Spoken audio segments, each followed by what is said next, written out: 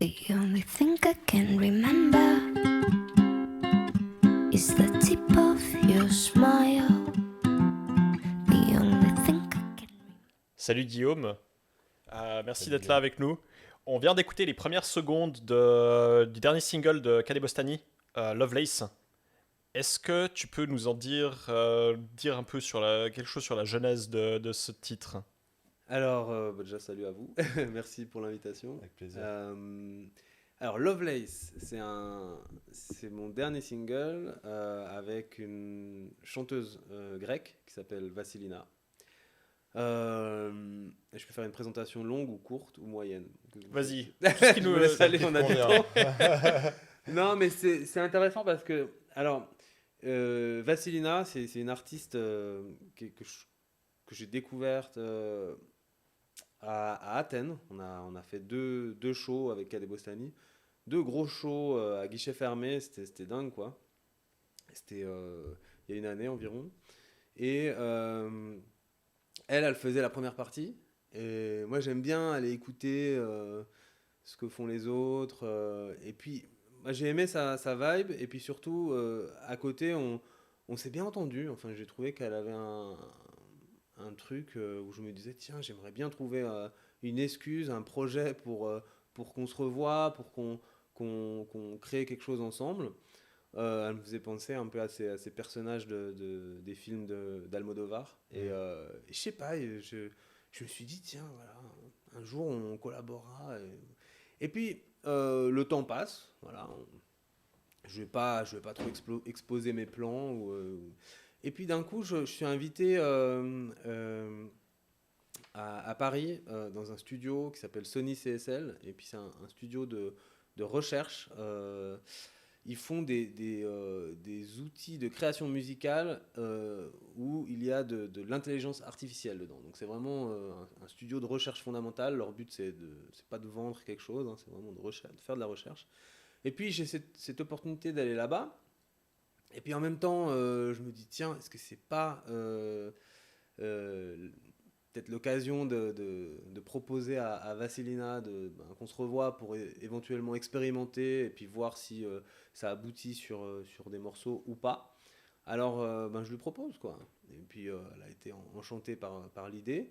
Avant, on a un peu bricolé à distance. Moi, je lui ai posé un peu une sorte de petit challenge en lui disant, mais écoute, qu'est-ce que tu dis si on essaye d'écrire un morceau sur écrire comme si on parlait à un être disparu. Donc c'est vraiment euh, en anglais on dit faire une eulogy, donc c'est un Mhm. éloge funèbre.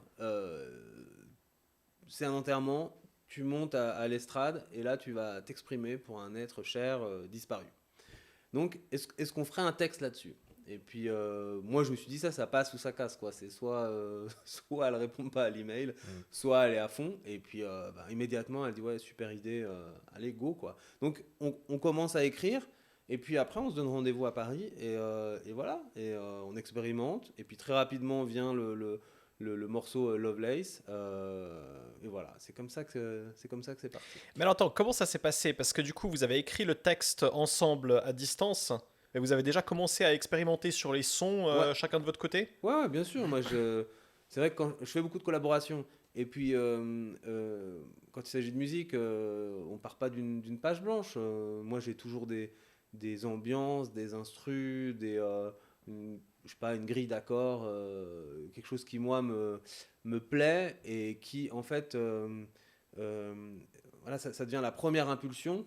Et puis à partir de ça, euh, on arrive à monter, à créer un morceau, mais on part jamais d'une feuille absolument blanche. Mm. Et voilà, c'est un mood, quoi. C'est quelque chose qui va te donner envie d'écrire ou pas, quoi. Et puis Mhm. après, avec le temps et avec l'expérience, tu sais repérer, tu connais tu sais pas trop en mettre dans l'instru. Ouais. Tu sais que si c'est trop chargé, ça va être compliqué de chanter par-dessus, de créer des mélodies, etc. Donc voilà, tu arrives à créer des canevas qui sont inspirants pour les gens. C'est vrai que c'est un morceau assez aérien, quoi, finalement, pas très dense, en fait, très léger. Et puis je trouve que enfin, c'est paradoxal quand on prend en compte la matière traitée, finalement, Ouais. parce qu'on parle de deuil, une logie, etc., qui est un sujet qui, voilà, lourd, dont l'expérience humaine, c'est toujours des expériences qui sont assez traumatisantes et Mhm. difficiles. Et puis tu arrives finalement à l'aborder avec une optique, un angle complètement différent. C'était délibéré, ça? Ben, en fait, le truc, c'est que ça fait partie d'un concept un peu plus global. Mm. C'est-à-dire que moi, je m'appuie toujours sur des thèmes et des directions pour écrire et pour faire mes projets. Donc là, en l'occurrence, c'est l'idée j'avais envie de faire un album donc, qui s'appelle Play This at My Funerals. Ah. Et Mhm. puis, ça, c'est le titre de l'album. Et parce que je suis vraiment parti de l'idée de dire, mais en fait, on va tous mourir à un moment donné. Et puis, peu importe, hein, qu'on soit employé de bureau ou créatif ou autre, on va tous passer par là. Et par contre, on laisse complètement tomber l'idée de peut-être mettre en scène ou organiser cette dernière étape. Mm. Alors, je me suis dit, ben voilà, moi je suis musicien, je suis artiste. J'ai envie de créer les morceaux qui seront joués à mes funérailles, quoi. Et puis c'est vraiment parti de cette réflexion. Et, euh, et après, l'idée, c'est pas de faire quelque chose de morbide. Mm. C'est vraiment d'aborder ça comme un fil rouge, un fil conducteur. Et voilà, à partir de là, créer des chansons. Les morceaux, pour finir, si on n'explique pas le contexte, tu te rends compte en écrivant là-dessus que ça peut être vraiment des chansons d'amour, quoi. Mm. Parce Mm. que quelqu'un qui est parti, enfin souvent, on se dit, ah tiens, si j'avais pu, j'aurais exprimé telle ou telle chose, puis merde, je l'ai pas fait. Donc en fait, c'est un peu une excuse pour vraiment peut-être s'exprimer ouvertement. Et il y a vraiment une analogie avec la chanson d'amour, quoi. Mhm. Et c'est vrai dans mes recherches, je me suis dit, ah ouais, tiens, il y a un truc intéressant dans le fait d'écrire des éloges funèbres, quoi. Mhm. Mais Et après, il y a un truc, excuse, Non, il y a vas-y, un truc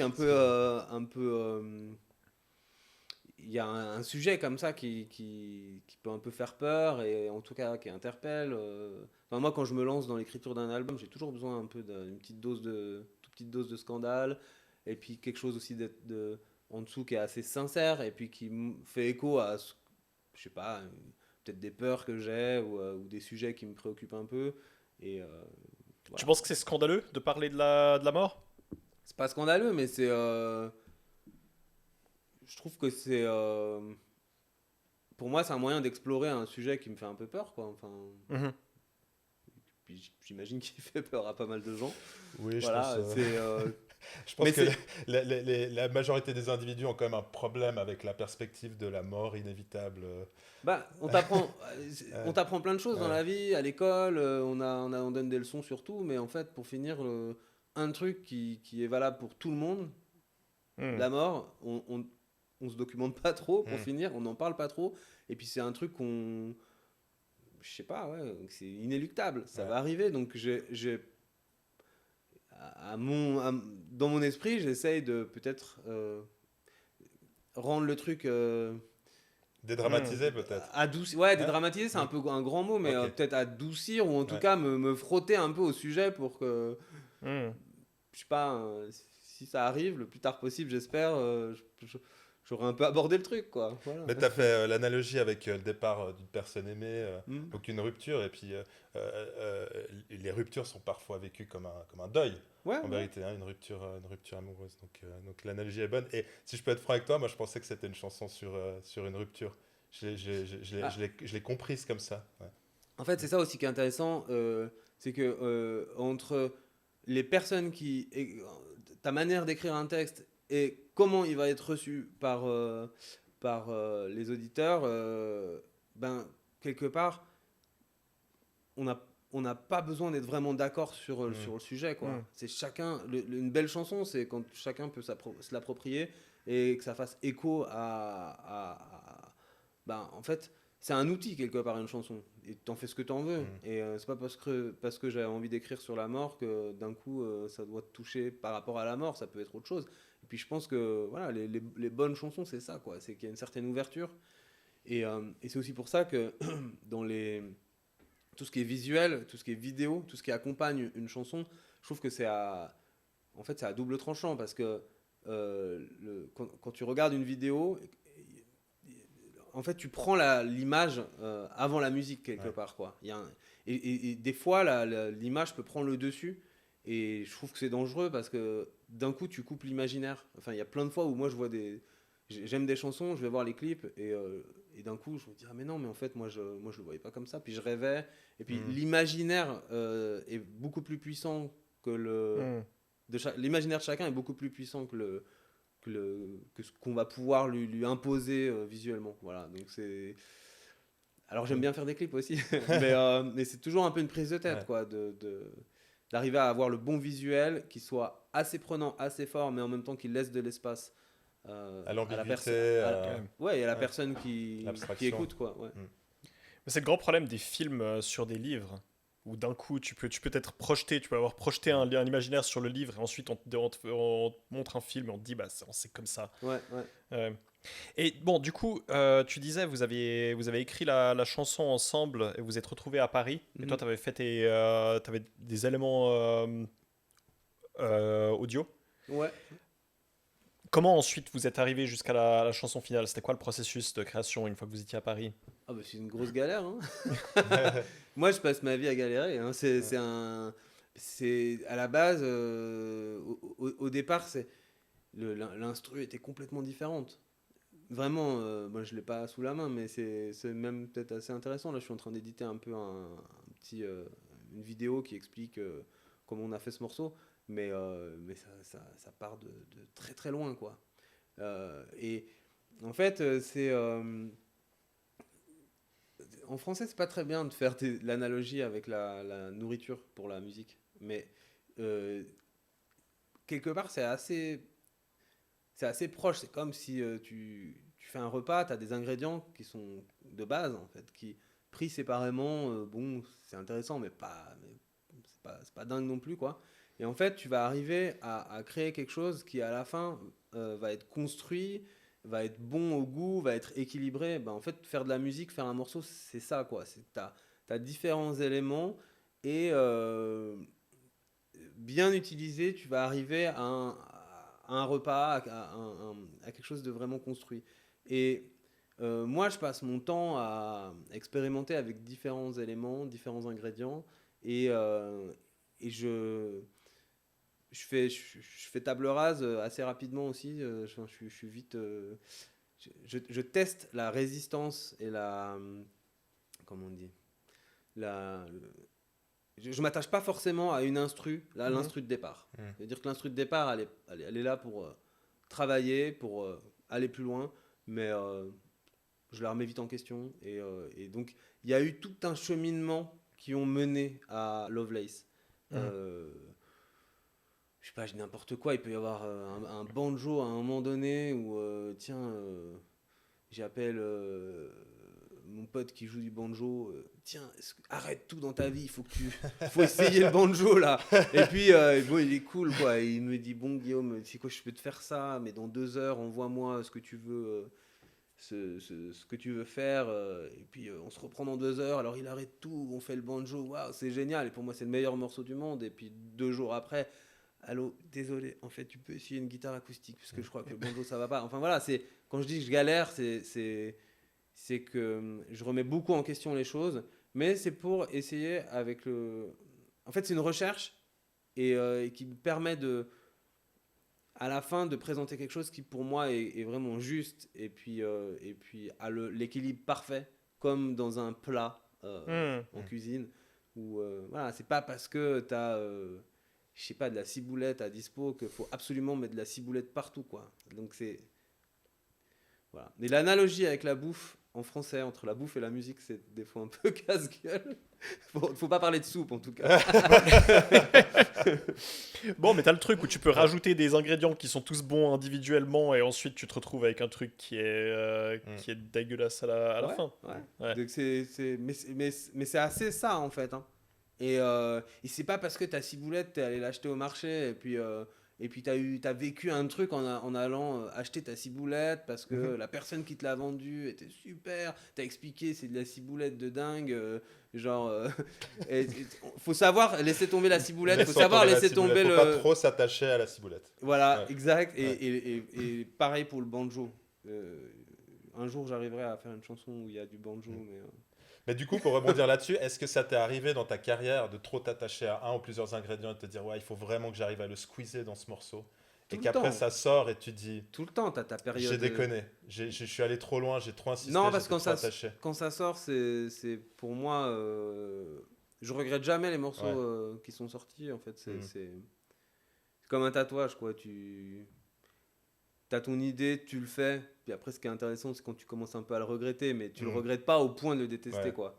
ouais. Mais après, voilà, quand tu sors un morceau, il est fait.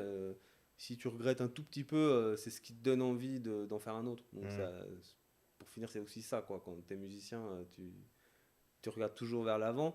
Mais non, moi j'ai mes périodes. Hein. J'ai mes périodes où j'ai tel type de son. Puis c'est souvent englobé dans un album. Donc sur un album, c'est aussi ce qui fait le liant dans les morceaux. Je sais pas, il y a un album, je vais bloquer sur un synthé en particulier et je vais abuser.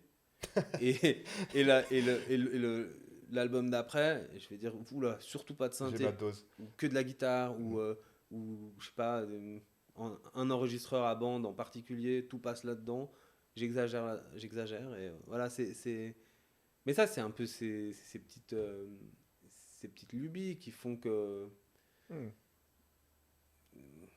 sais pas, quand t'es créatif comme ça et quand t'es musicien, tu dois être un peu obstiné sur certains trucs, quoi. Tu dois avoir un peu une sorte de folie et être un peu monomaniaque sur certains trucs. Ça me fait penser à. Une fois, on était en résidence à Lausanne, au Docs, donc résidence de travail pour une tournée. Et je sais pas, je me suis rendu compte après coup que c'était un peu une folie. J'ai bloqué, il me fallait un dictaphone à cassette. Donc pas un dictaphone digital, il fallait un dictaphone à cassette pour un spectacle. Et où voilà, je me disais, tiens, on va préenregistrer des choses, et, des discours, et puis on va les mettre devant le micro, et puis on va le jouer, et puis on va rewind, enfin rembobiner la cassette, et puis ça va faire un truc incroyable, puis ça va être un des moments magiques du concert. Et bon, bah, les équipes avec qui je bosse, ils ont quand même l'habitude de ce genre de fulgurance ou connerie, donc c'est mon choix, quoi. Et donc ils me laissent un peu vivre mon truc, quoi. Et mais c'est vrai que là, je suis parti 3 heures, quoi. Alors qu'on était en plein milieu d'une résidence où chaque heure ça coûte et puis c'est important, quoi. Et je sais pas, je suis parti dans un truc, il me fallait le dictaphone à cassette, donc je suis parti chez moi, j'ai fouillé à la cave, il est où ce dictaphone, machin, j'ai pas trouvé, j'ai pris mon vélo, je suis allé chez Interdiscount, machin, j'en ai pris un, je suis revenu avec mon dictaphone à cassette, ils se sont tous dit, mais ça va? Et je suis dit, oui, c'est bon, je l'ai, j'essaye, ça marche pas. Voilà. Ça marche pas, dans quel sens? C'est nul. C'est nul. L'idée est nulle. Mais en fait, je pense que tu dois vraiment être un peu obstiné, tenter. Et puis si l'idée avait été incroyable, ben ça aurait pas été 3 heures de perdu. Donc il faut tenter des choses. Il y a plein de fois que tu l'as fait et ça a valu la peine. Non, rarement. Mais par contre, quand ça marche, quoi. Ouais. Et je sais pas, il faut un peu se laisser aller. Il faut expérimenter. Voilà. J'ai un moto là d'ailleurs sur mes billets de banque donc, de la République de Kadebostani. Car n'oublions pas que Guillaume est président de la République de Kadebostani. Absolument. En fait, dessus c'est marqué Research and Discovery. Puis ça c'est le moto. Je sais pas si je le montre. Ouais, vas-y. Je sais pas si on va peut-être zoomer dedans, mais On zoomera. Ouais. en fait c'est marqué là. Là-dessous. Research and Discovery. Et en fait, ça résume toute ma démarche, en fait, dans le fait de... Moi, j'ai pas la science infuse, quoi. Je me lève pas le matin en me disant, tiens, je vais faire un super morceau. Ah, c'est bon, ça se passe bien, je vais me coucher. Oh, super, j'ai fait un super morceau, quoi. Je passe mon temps à tester des choses et franchement, ça marche pas souvent, quoi. Mais quand ça marche, c'est cool. Et tu sais reconnaître en tant que créatif quand tu te mens pas à toi-même, en fait. Si tu penses que le morceau il est vraiment cool, et que ça passe un peu les quelques jours ou quelques semaines comme ça, tu sais au fond de toi que c'est bon. Et par contre aussi tu sais quand c'est pas bon. Ok. Voilà, c'est ça.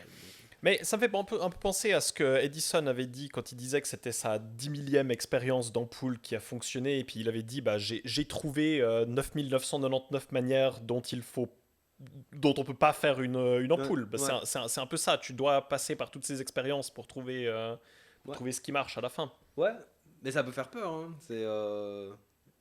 Enfin, c'est. Des fois, tu te dis, je sais plus faire. Ou des fois, tu te demandes si tu as su faire une fois. Ou si c'était de la chance. Puis au bout d'un moment, tu te dis, bon, ça fait quand même longtemps que je fais ça. Et puis, les gens apprécient ma musique. Donc, c'est. Mais tu passes par des phases, ouais, où c'est une galère. Mais c'est beau. Enfin, moi, j'aime ce moment un peu de dépression constante comme ça où tu te dis merde c'est pas ça, ça va pas et tu perds du temps, tu perds aussi de l'argent parce que je suis pas tout seul non plus donc j'ai des gens autour qui m'aiment bien mais qui ont aussi besoin de vivre donc t'as une équipe avec qui ben, voilà, tu travailles quoi. C'est marrant, je t'avais entendu dire en interview à la RTS que tu perdais ton temps. Les Ouais. termes que tu avais utilisés, c'était perdre ton temps. Et En puis plus ça bon, j'ai piqué ça à Gainsbourg, à une interview de Gainsbourg. Ah, c'est vrai? Tu Ouais. le mentionnes d'ailleurs Ouais. je crois, Que je trouvais fascinant quoi. Le journaliste lui disait mais alors donnez-moi une journée type de Monsieur Gainsbourg. Qu'est-ce qui se passe? Mais qui dit bah c'est simple, je me lève, je bois mon café, je lis un peu la presse, puis bah après je perds mon temps quoi. Je trouvais ça magnifique. Et c'est vrai, je perds mon temps. Ouais, mais c'est une manière un peu négative de le voir. En même temps, on pourrait te dire, bah, j'expérimente et puis je Ouais crée. bah oui c'est sûr, mais je trouve que là on vit une époque où faut être performant, faut être ci, faut être ça. Mhm. Et pourquoi en fait? Pourquoi faut être performant absolument? Enfin, genre, Donc toi, ça t'aide de te détacher de la finalité, finalement, Faut de pas juste kiffer penser le process et puis d'être dans le truc. le et, process il est voir ce qui plus en sort. important que le résultat quoi. Mm. Beaucoup plus important. Ouais. Je m'éclate en cherchant, je m'éclate par exemple là sur Lovelace, sur le single, je m'éclate à aller à Paris et à me dire mais tiens Vassilina, donc l'artiste avec qui j'ai collaboré sur le single, je m'éclate à l'idée de me dire bah, je connais pas en fait cette personne. On s'est croisés sur 2 jours à Athènes quand on jouait là-bas.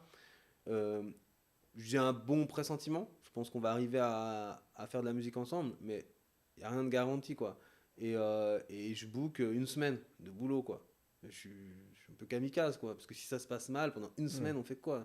Puis moi j'aime bien ça, le fait de me dire tiens on va se dire bonjour et on va voir si on arrive à créer quelque chose.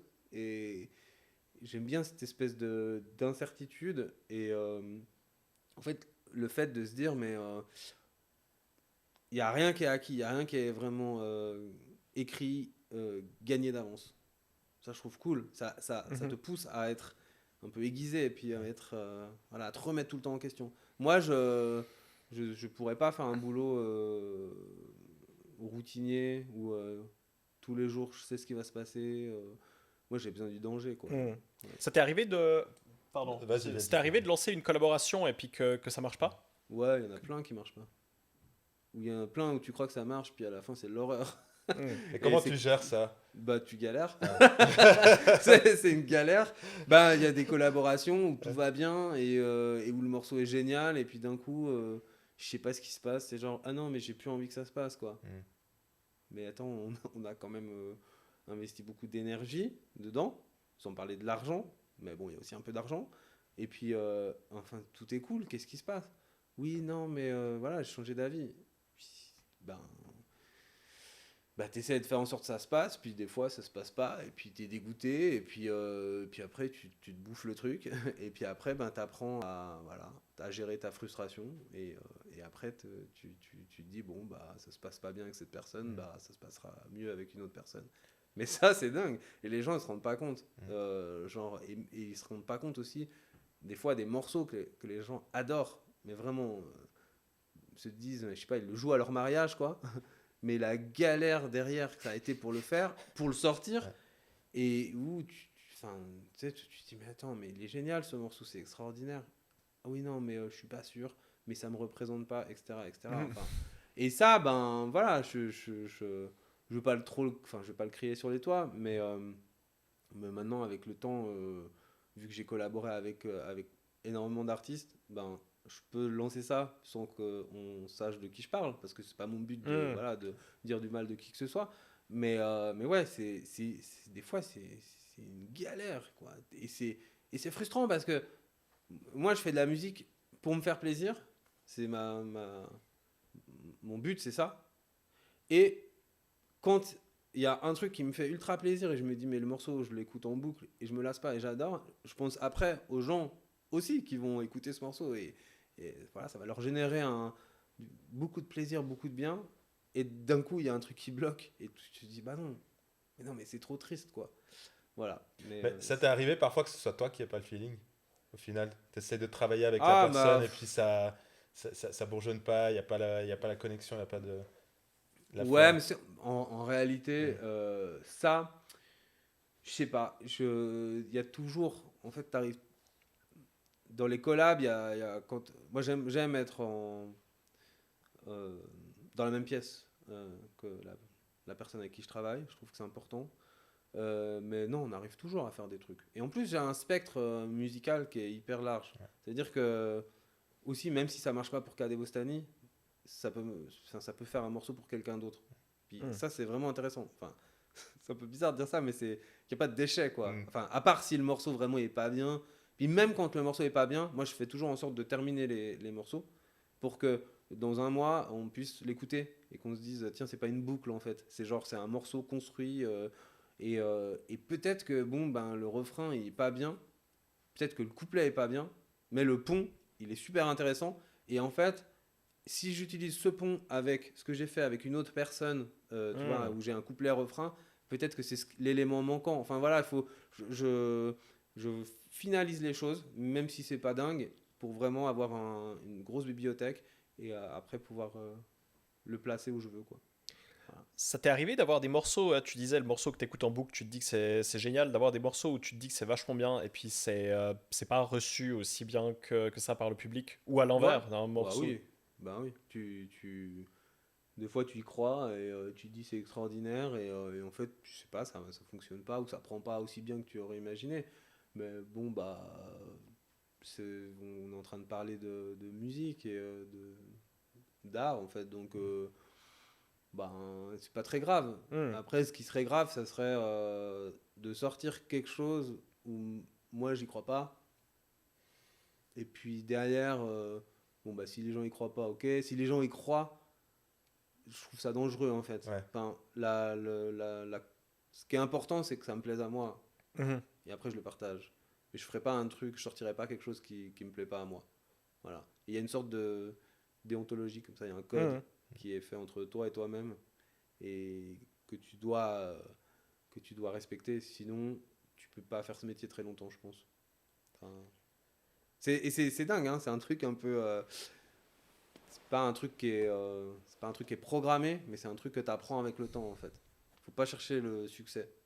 Il faut, j'aime pas trop ce terme, ça peut être un peu mal pris, mais faut être assez pur en fait. Faut avoir un geste pur. Le fait d'avoir un geste pur, c'est d'être sincère dans ce que tu proposes et dans le fait que ça te plaise à toi. Mhm. Et tu penses que les gens le sentent, ça? Ouais, les gens le Ouais. sentent. Les gens ils ressentent plein de trucs, je pense, Mhm. dans les morceaux. Moi, j'utilise du matériel un peu ancien, quoi, analogique, donc c'est un peu archaïque, à utiliser, c'est un peu pénible, quoi. Enfin, un truc qu'on pourrait faire hyper rapidement avec juste l'ordi, moi, dans mon process, c'est moins simple. Mais je trouve que les gens le ressentent. Ils vont pas forcément se dire ah, il a utilisé tel matériel, mais en tout cas, l'influence que ce matériel a sur moi fait que les morceaux vont sortir d'une certaine manière et les gens vont le ressentir. Et ça n'a pas besoin d'être méga flagrant, mais je pense que vu qu'on parle de sensation, un morceau, quand on écoute un morceau, c'est une sensation, c'est un feeling, et ben il y a plein de petits layers comme ça que tu rajoutes d'humanité et de quelque chose qui bouge, qui est un peu imparfait. Tout ça fait que les gens le ressentent. Voilà. Et qu'est-ce que je voulais dire? Mais toi, parce que tu parlais beaucoup que c'était important pour toi d'avoir du plaisir dans le processus, mais du coup, utiliser cet appareil, c'est aussi un plaisir pour toi. C'est Bien quelque sûr. chose que. Ouais. Ah, voilà, donc Moi, je m'amuse. Hein, donc, c'est des fois pénible, mais globalement, je suis dans une quête d'autosatisfaction, quoi. Et de plaisir. Et puis, ça, c'est un élément qui est important. Et j'ai vraiment de la chance de faire ce métier. Parce que je recherche le plaisir. Et des fois, je ne le trouve pas. Mais globalement, vu que j'y retourne à peu près tous les jours, ça me procure assez de plaisir pour y retourner, quoi. Et tu as fait plein de collaborations. Tu as une volonté vraiment de faire un morceau par collaboration, ou par exemple avec Vasilina, est-ce que vous prévoyez de faire d'autres choses ensemble? Non, je fais des morceaux jusqu'à ce qu'on s'entende plus, quoi. Ok. Ou jusqu'à ce que ça devienne plus pertinent de bosser ensemble. Donc, c'est un peu cru de dire ça comme ça, mais et c'est valable dans les deux sens. Hein. Peut-être qu'à un moment, elle me dira ouais, bon, bah, Guillaume, c'est sympa, on a fait assez de morceaux, maintenant j'en ai marre, quoi. On n'a plus la flamme. Puis du coup, c'est génial. Est-ce que tu as une collaboration qui te fait rêver en particulier? Quelque chose qui te vient directement à l'esprit, tu te dis voilà l'artiste avec qui j'ai envie de bosser, d'enregistrer. Mais tout le monde, en fait. Franchement, je pourrais bosser avec vraiment beaucoup, beaucoup de gens, quoi. Et il y a une psychologie aussi en studio à avoir. Et moi, j'adore ça. J'adore le fait de se dire, tiens, on a un objectif, faire un morceau ensemble, même si on ne se connaît pas. Et puis, en fait, tu dois prendre sur toi, tu dois faire en sorte que les gens soient bien. Tout le process m'intéresse. Donc, basiquement, je pourrais bosser avec plein de gens, quoi. Avec plein de gens.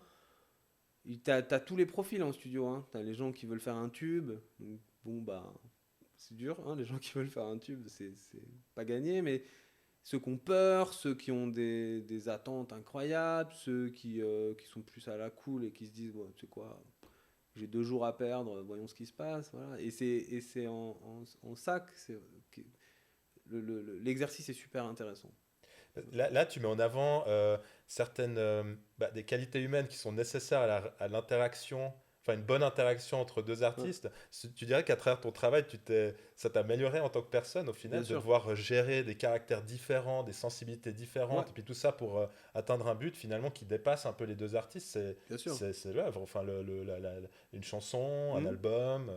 Bah c'est aussi pour ça que j'adore ce métier, c'est que en fait tu te remets tout le temps en question. Parce que moi, quand il y a un truc qui se passe pas comme je veux, je pars pas du principe que c'est de la faute de l'autre. Je pars du principe que c'est moi qui ai merdé et comment je vais faire pour que le problème ne se reproduise pas. Et donc, je commence à réfléchir et à la fin, je pense que je suis de moins en moins mauvais, quoi. Mais c'est vraiment cet état d'esprit, quoi. Comment être meilleur, quoi. Et ça t'aide hors de ton travail au final. Enfin, j'imagine d'une certaine manière. À côté de mon travail, je sais pas. Je sais pas comment je suis, mais en tout cas dans mon boulot, ouais, c'est clair que t'évolues, quoi. T'évolues, mais et puis ça serait crétin de considérer que le problème vient des autres, quoi, tout le temps. Enfin, je dirais à un moment, il faut un peu juste changer d'angle et puis se dire attends. J'ai sûrement une part de responsabilité, donc... Mais ça, justement, alors, Kadebostani a bientôt 15 ans. Ouf, c'est vrai? Je crois. 2008, non? Ouais, ok, d'accord. Il fallait... Ça te... Ah ouais, ça te perturbe. Ça passe vite, quoi. Mais je me demandais, du coup, qu'est-ce que ça veut dire? C'est quoi? Est-ce que Kadebostani, du coup, c'est un ado qui fume des joints ou qu'est-ce que ça fait d'être à la bientôt 15 ans de ce projet? Franchement, j'ai un peu plus d'expérience, mais moi, dans ma tête, j'ai 16 ans, quoi. Mm. Et j'ai les préoccupations d'un ado de 16 ans. Donc, je sais pas, quoi, je fais de la musique, je me fais plaisir, je fais des tournées, je travaille avec plein de gens. C'est, c'est, c'est pour ça que je dis, ouais, ça passe vite. Puis pour moi, j'ai l'impression que c'était que la première étape, là, en fait, que je viens de commencer. Et j'ai pas mal d'ambition, en fait, par rapport à Cadet Bostani, par rapport à ce que je fais. Et j'ai envie toujours d'aller explorer d'autres choses et que ma musique soit aussi diffusée dans plein de pays. Donc ben, de ce côté-là, j'ai beaucoup de choses à faire. Hein. L'année prochaine, là, avec ce nouvel album, Play This at My Funeral, j'aimerais bien aller aux États-Unis, j'aimerais bien aller en Amérique du Sud. Voilà, c'est des pays que j'ai peu fait. Et donc, ouais, non, c'est que le début, quoi. Là, tu dis. Pardon. Vas-y. Là, tu viens de dire que c'était la première étape de ton parcours artistique. Ouais. Est-ce que l'idée d'appeler cet album Play This at My Funeral, c'est de manière justement un peu de ponctuer la fin d'une première ère ou Non, c'est Play This at My Funeral, c'est vraiment. Je sais pas si ça ponctue quelque chose, mais chaque album, ça ponctue une période. En fait, c'est une sorte de. Il se passe à peu près 3 ans entre chaque album. Et puis, pour moi, c'est important. Cet album aura une dizaine de morceaux. Il y en a peut-être 60 qui étaient considérés pour l'album. On en a gardé que 10. Mais c'est une manière de se calmer un peu. Puis se dire, bon, vas-y, sors quelque chose un peu conséquent. Voilà, c'est plutôt des étapes d'album comme ça. Des chapitres, ouais. Et, mais non, en tout cas, il y a vraiment l'envie Moi, j'aime pas me répéter, en fait. J'aime pas...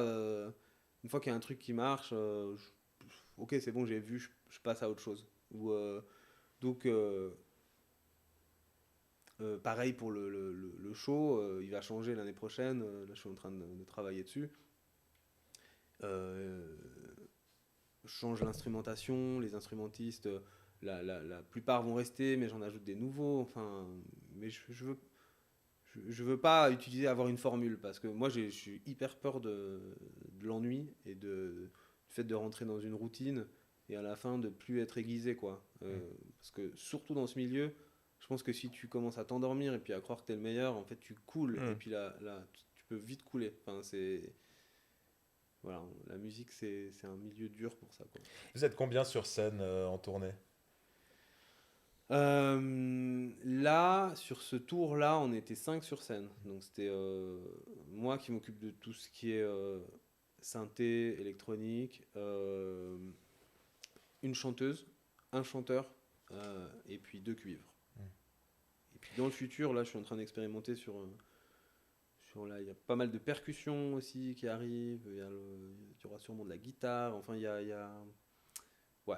Et il y a un concept un peu fou, mais je ne peux pas trop en parler maintenant parce que c'est un peu trop... Là, je suis complètement dans l'expérimentation par rapport au show.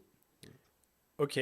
Les gens avec qui vous faites des collabs, ils vous accompagnent pas normalement en tournée? Non. Non. Non, ce serait trop compliqué. Ouais, parce que chaque personne a un peu son emploi du temps. Et puis moi, en fait, pour les tournées, j'ai une bonne équipe. Et puis j'ai des gens, en fait, qui ont vraiment l'expérience de la scène. Parce que ça, souvent les gens pensent que, ah tiens, ben, je sais pas, tu chantes bien dans un studio. Et puis sur scène, ça va être super. La scène, c'est vraiment ça s'apprend. Alors, il faut avoir des qualités de base, mais c'est vraiment un milieu où tu dois travailler. On ne naît pas bon sur une scène. C'est vraiment quelque chose que ça prend. Et ouais. Donc là, j'ai vraiment mon équipe avec des gens incroyables, qu'on sait que cette qualité aussi de savoir travailler pour que la scène, pour que ça marche sur scène. Ouais. Ce que tu dis là, ça me fait penser à... C'est con, mais ça me fait penser à Lana Del Rey, qui avait fait une apparition, alors sorti un super premier album, qui avait fait beaucoup de bruit, super bien reçu, je pense même par les critiques, mais par le public en tout cas. Et elle avait fait une apparition sur un late show. Ah ouais, je me rappelle de Et que ça. c'était catastrophique. Enfin, elle savait pas chanter en live. Ouais. Enfin, Ah, c'est vrai, je me c'était, suis- enfin, c'était difficile. Ouais. On voyait Ouais, qu'elle avait ah, pas- bah après elle écrit des bonnes chansons, donc du coup pour finir ça va quand même. Ouais. Mais, Mhm. mais après on a aussi le droit de pas aimer la scène, hein. Enfin, c'est pas interdit quoi. Mais avec la musique, enfin la distribution en ligne de la musique, j'ai entendu que la scène est devenue l'un des principales sources de revenus des groupes. Ouais. Donc on peut faire encore un groupe qui ne fait pas de scène. Bah, je sais pas, moi je suis par rapport à tout ce qui est business, honnêtement, je sais pas, des fois il y a des trucs qui sortent dans les journaux, ah oui, il y a que la scène, ah oui, il y a que si. Franchement, je sais pas. Ok. Je pense que pour faire une carrière, je pense que de nos jours, c'est un ensemble de plein de types de revenus qui, mis bout à bout, si c'est géré correctement, font que tu arrives à faire l'album d'après, quoi. Enfin, c'est ça le truc, hein. Mais en tout cas, dans mon cas, ouais, non, c'est pas forcément vrai, quoi. Ok. Il n'y a pas forcément de règles, quoi, pour ça.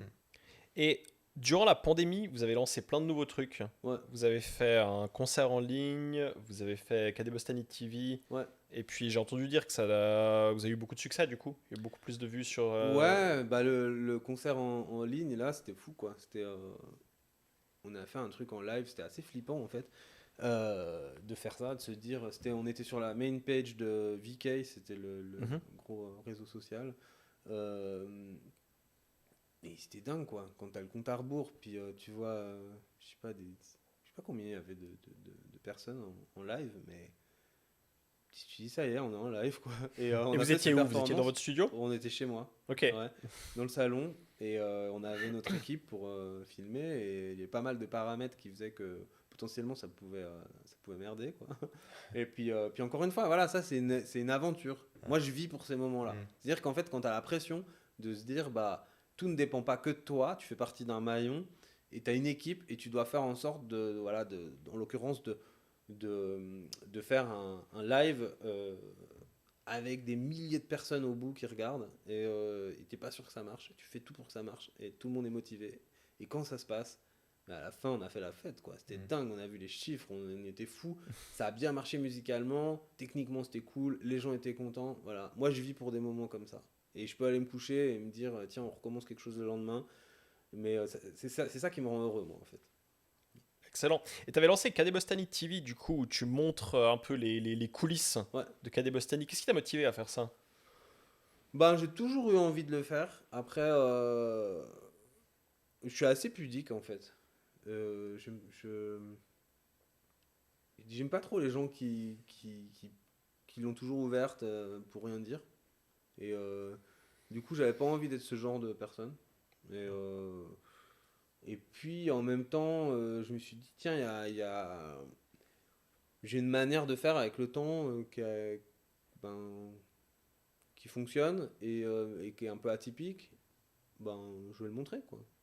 Et il a fallu que je trouve une manière de vulgariser ce que je fais sans que ça soit trop non plus simpliste. Donc faut que ça soit facile à regarder, mais en même temps, moi dans mon studio, une journée, c'est vite pénible, hein.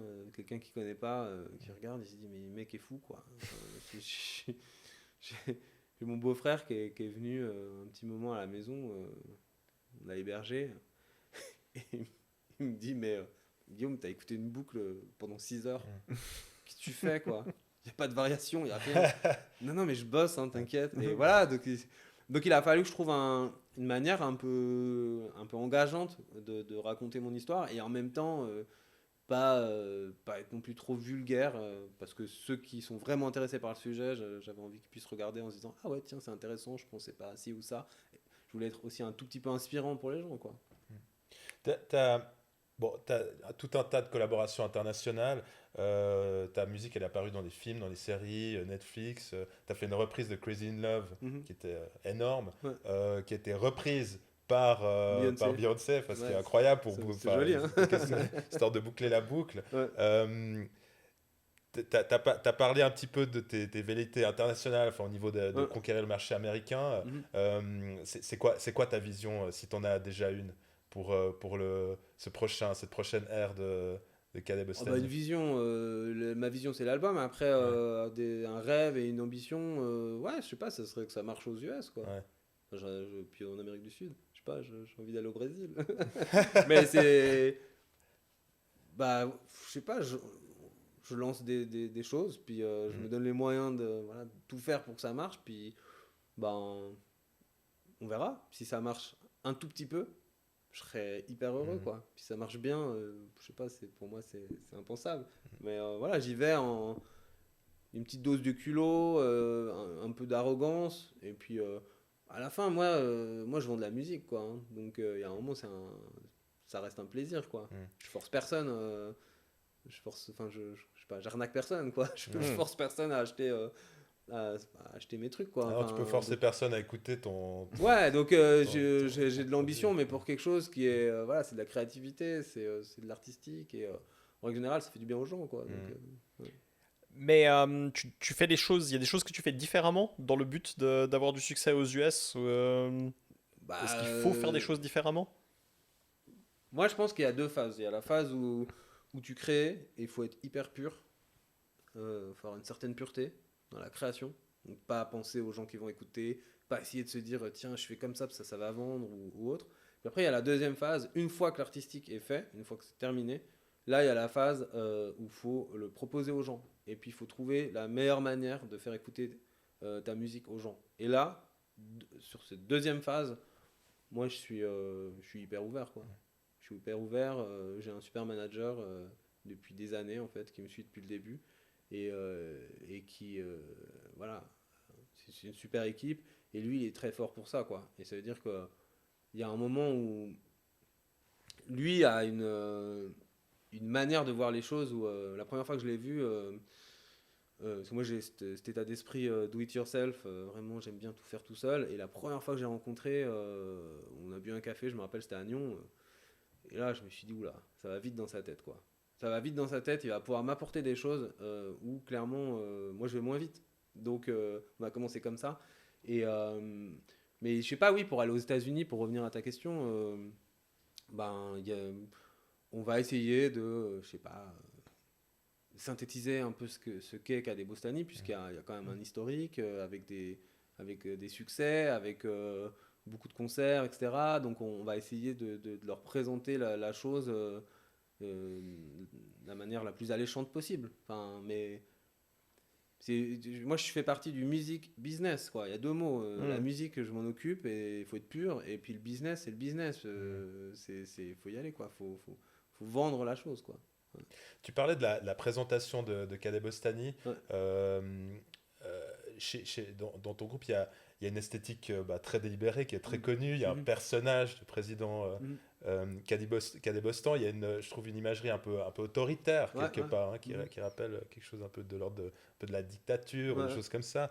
Euh, Quelle partie de temps on retrouve dans ce personnage? Parce qu'à t'entendre, c'est évident que tu es quelqu'un qui est conciliant, qui est empathique. Mhm. Et puis c'est un personnage qui semble incarner vraiment d'autres valeurs. Ouais. Donc, mais est-ce qu'on retrouve des parties de toi quand même dans ce personnage de président Calais Bostan?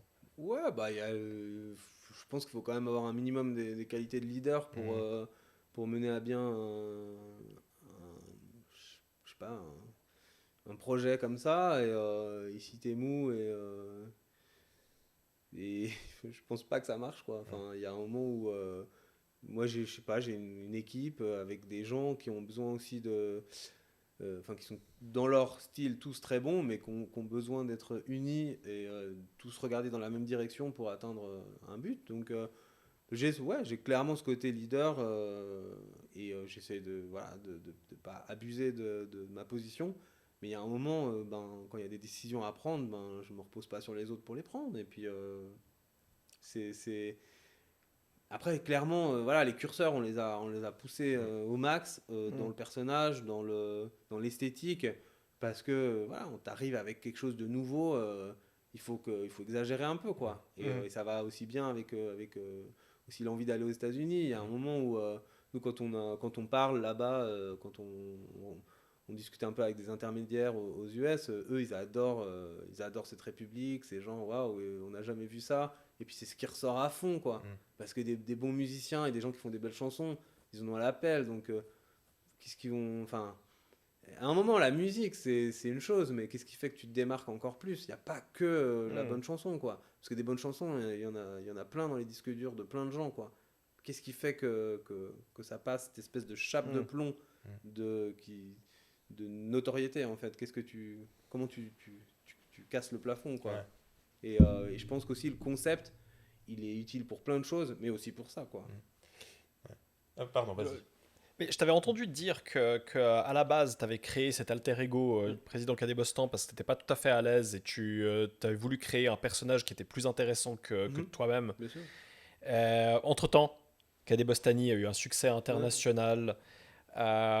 Du coup, est-ce qu'il est toujours nécessaire? Est-ce que toi, tu en as toujours besoin de cet alter ego? Ouais, bah, je le fais évoluer aussi. Et ça va, je rejoins ce que je disais un peu au début, de dire, moi, j'aime pas trop les gens qui parlent pour rien, quoi. Et puis, ben, c'est vrai que quand tu débarques dans la scène musicale, t'as pas beaucoup d'expérience. Et puis, on te demande des interviews.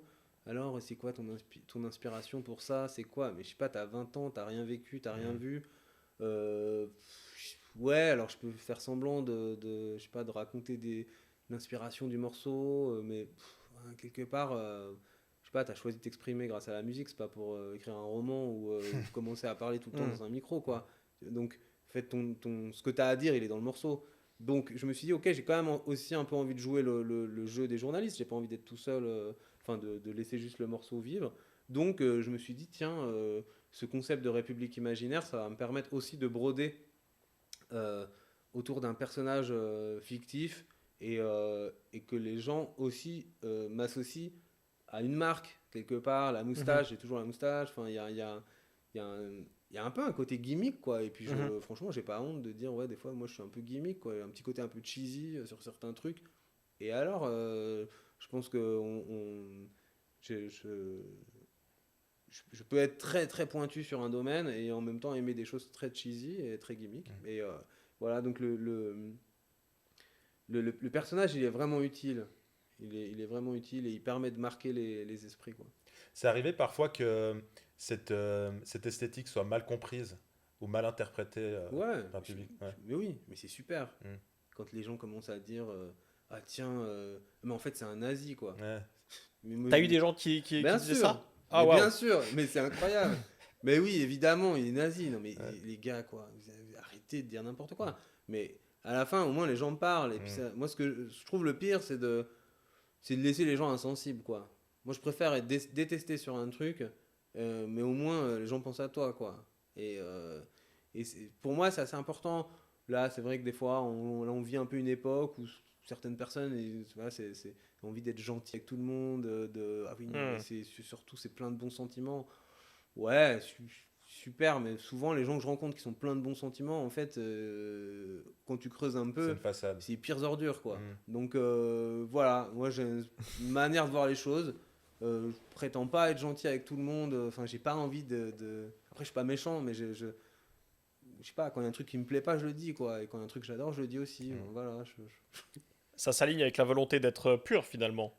Ouais, pas de- et puis nul n'est parfait. Je veux dire, ben oui, je sais pas, quoi. On fait de son mieux, quoi. Voilà, c'est ça que je veux dire. Et puis, en tout cas, je pense que si on essaye un peu d'apprendre de ses erreurs et puis de pas répéter, je sais pas, des trucs qui sont pas très bien passés, ben voilà, ça marche, quoi. Et il y a un sujet sur lequel je voulais revenir. Tu avais mentionné tout au début, dans la collaboration avec Vassilina, tu disais que vous étiez allé à Paris dans ce labo qui fait de l'intelligence artificielle C'est bizarre, pour la ça. musique. Ouais, alors qu'est-ce que. Ouais, c'est hyper bizarre. Mais je te laisse finir ta question parce que je t'interromps. Qu'est-ce qu'ils font et quel est le rôle que tu penses que l'intelligence artificielle. Est-ce que l'intelligence artificielle va avoir un rôle dans ta musique ou dans la musique? C'est intéressant. Quand j'ai commencé à aller là-bas, les gens m'ont dit ah, mais en fait, c'est quoi? Tu sais plus faire des morceaux, tu as besoin d'un outil pour faire des morceaux, machin. Puis je dis bah non, déjà, j'aimerais aller voir parce qu'on m'invite. Puis en règle générale, moi, quand on m'invite quelque part et puis que le sujet a l'air à peu près intéressant, ben, j'y vais, puis j'essaie de me faire ma propre idée, quoi, mon propre point de vue. Et puis, en fait, c'est basiquement c'est un studio de recherche fondamentale. Donc, on peut pas leur dire, tiens, faites des outils pour faire des tubes. C'est pas ça. Eux, ils créent des outils. La musique, c'est toujours été intimement lié à l'évolution de la technologie. Qu'on le veuille ou non, là, on écoute la musique maintenant en MP3 sur Spotify. Ben, ça, c'est possible uniquement grâce à des avancées technologiques. Et qu'on le veuille ou non, ça a influencé les créatifs. La musique classique, il y a des violons. Si les violons n'existaient pas, ben, on l'écrirait différemment, la musique. Donc, pour moi, c'est un faux débat, le truc de la technologie, c'est mal par rapport à la musique. Non. Après, tu choisis de l'utiliser ou pas, quoi. Et moi, j'avais envie de me déniaiser sur l'intelligence artificielle et j'ai eu envie d'aller et qu'on m'explique en quoi ça pourrait m'être utile. Mais en fait, j'ai découvert un endroit avec une quinzaine de chercheurs de tous les âges, quoi. Vraiment de 21, 22 à 60 ans. Des gens qui posent des problématiques. J'en donne une au hasard, je sais pas si c'est secret, mais bon, ma foi, je me lance. Et j'étais assez touché, en fait. C'est un jeune qui cherchait, il me disait, bon, je pose une question.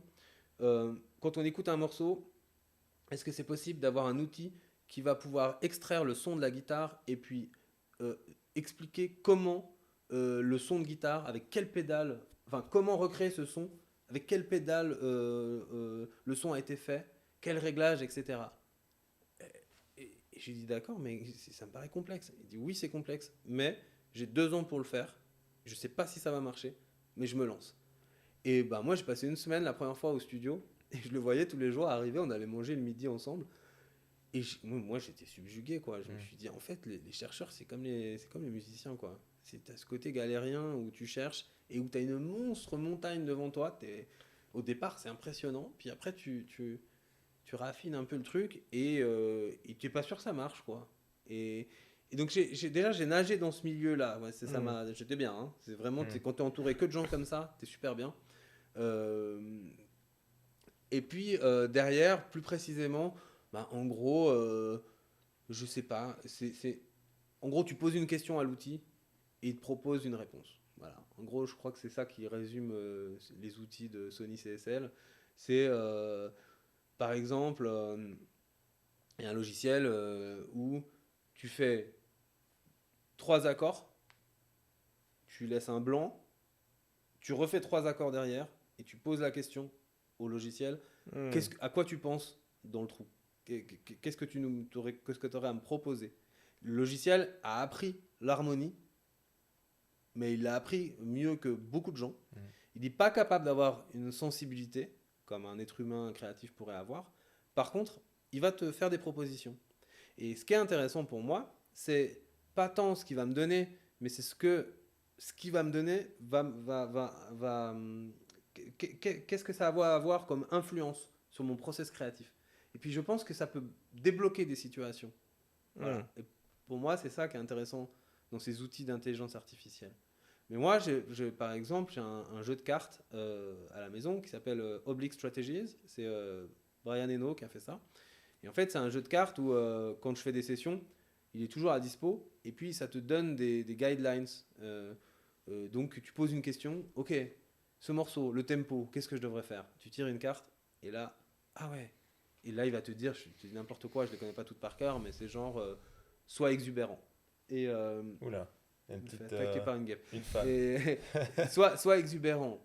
Et d'un coup, ça va souvent débloquer une situation. Et l'intelligence artificielle, ça sert aussi à ça. Donc, ce truc de Oblique Strategies, c'est pas spécifique à la musique. Tu pourrais utiliser ça dans pour les créatifs. C'est pour les créatifs. Ouais. Ou pour la vie, hein, aussi, c'est possible. Ouais. Une situation de la vie, on peut le gérer avec les cartes Oblique Strategies. Hyper intéressant. Et ça a été développé par Brian Eno. Et je sais pas, pour moi, les gens créatifs, c'est les gens les plus importants, en fait, dans le monde, quoi. Il n'y a pas de hiérarchie, hein. Mais je sais pas, ils servent à rien et en même temps ils sont indispensables. Donc Brian Eno, pour moi, c'est un dieu, quoi. Ouais, alors juste pour replacer, c'est un des plus grands producteurs du XXe siècle. Hein. Ouais, Il a travaillé avec U2, David Bowie. avec tout le monde. Ouais. Et. Enfin, tu peux faire une émission sur Mm. Brian Eno, même s'il est pas là, c'est intéressant. On lui a déjà shooté une invitation pour l'instant. Ouais. Il n'a pas encore lu le message. C'est jamais, hein, si un jour Mais il c'est vient à Montreux, je sais pas, peut-être que tu peux avoir Brian Eno chez toi. On essaiera. le truc que tu disais sur les chercheurs. Pour moi, le point commun que je vois entre les chercheurs et les artistes, c'est que c'est des explorateurs, les Mhm. deux. Et tu sais pas qu'est-ce que tu vas trouver et tu cherches. Et du coup, effectivement, c'est fondamental Ouais. pour notre espèce. Ben, c'est. En fait, c'est aussi un peu sortir de la norme, quoi. Sortir de ce qui a déjà été fait. Sinon, on stagne. Hmm. Si tu te satisfais de ce qui a déjà été dit. Quand tu fais de la musique, tout a été dit en musique, tout a été fait. Mais après, tu peux le dire différemment. Mais les gammes, c'est les mêmes pour tout le monde. Un piano est pareil Mhm. pour tout le monde. Mais comment tu vas arriver à détourner la technologie, détourner les outils que tu as à disposition pour créer quelque chose qui te fasse plaisir à toi et qui soit aussi pertinent. Et toutes ces questions, tu te les poses, quoi. Et je trouve ça vraiment infini. Moi, c'est ça qui me permet de pas angoisser par rapport à, je sais pas, à l'avenir ou je sais pas, ou la mort. Moi, ça me tient, ça, en fait. Le fait de me dire, attends, ça, je l'ai fait, mais ça, je l'ai pas fait. Attends, demain, je pourrais peut-être faire ça. Ou c'est quelque chose, moi, qui me tient dans les rails, quoi. Mais j'ai l'impression que dans la démarche scientifique et la démarche artistique, il y a cette chose, les deux ont cette chose en commun qui est la nécessité de pouvoir perdre son temps, pour reprendre le terme que tu as pris, Ouais. t'as utilisé au début. Parce que enfin, c'est clairement des domaines où il faut pouvoir se détacher de la finalité Mhm. pour pouvoir expérimenter, pour pouvoir explorer des nouvelles idées Mhm. dont on ne connaît pas du tout l'utilité, en Ouais. fait, a priori. Et que cette utilité se démontre parfois un peu par hasard ou au fil au fur et à mesure, enfin, comme produit de la persévérance finalement dans une voie ou une autre qui contient que des promesses, mais rien de concret Ouais. Hmm. a priori. Ouais. Bah, toutes les grandes inventions, en fait, elles partent souvent de recherche, puis d'accidents, en fait. Mm. Puis c'est souvent des fous à qui on a dit, mais tu perds ton temps, quoi. Il y a un moment, ces fous y ont cru, et puis ça a fait quelque chose qui est important pour le monde, à l'échelle mondiale, enfin, globale. Et... mais j'ai l'impression qu'il y a beaucoup de choses intéressantes qu'on utilise. On oublie que ça a été fait par des gens qui, même si c'est dans l'industrie, c'est quand même des gens qui sont hyper créatifs, quoi. Et voilà, moi j'ai plutôt envie de me situer de ce côté de la population, du côté fou créatif. Et après, évidemment, il y a des gens qui vont industrialiser le tout et faire en sorte que ça soit viable et qu'on puisse... voilà, je fais pas une hiérarchie, mais en tout cas, c'est un souhait de ma part d'être plutôt du côté des fous. Ouais, il faut garder une place pour ces gens. Ouais. Guillaume, merci beaucoup pour ta présence, pour cet échange. Et C'est on déjà es- fini? Incroyable. Ah, mais ça passe tellement On vite est avec bien, nous. quoi. T'as vu ça? T'avais des sujets que tu voulais, t'avais des choses que tu voulais nous raconter. Ah non, mais je sais pas, j'étais bien. Du coup. Mais on en refera un très bientôt alors. C'est promis. non, mais on c'est est bien. promis. Non, mais on voit pas le temps passer, en fait, ça passe vite. C'est vrai. Ouais. Et ouais, bah on t'espère, on t'espère plein de créativité et plein de folie, et pour que nous on puisse aussi écouter ce qui en sortira. Bah ouais, à fond. Bah merci beaucoup, c'est cool. Merci à toi. À bientôt. Ciao. Et le dernier single de Kade Bostani, Lovelace. The only thing I can remember is the tip of your smile. The only thing I can remember Je voulais pas t'interrompre. is when I lost my sight. Non, mais c'était The only thing I can remember was a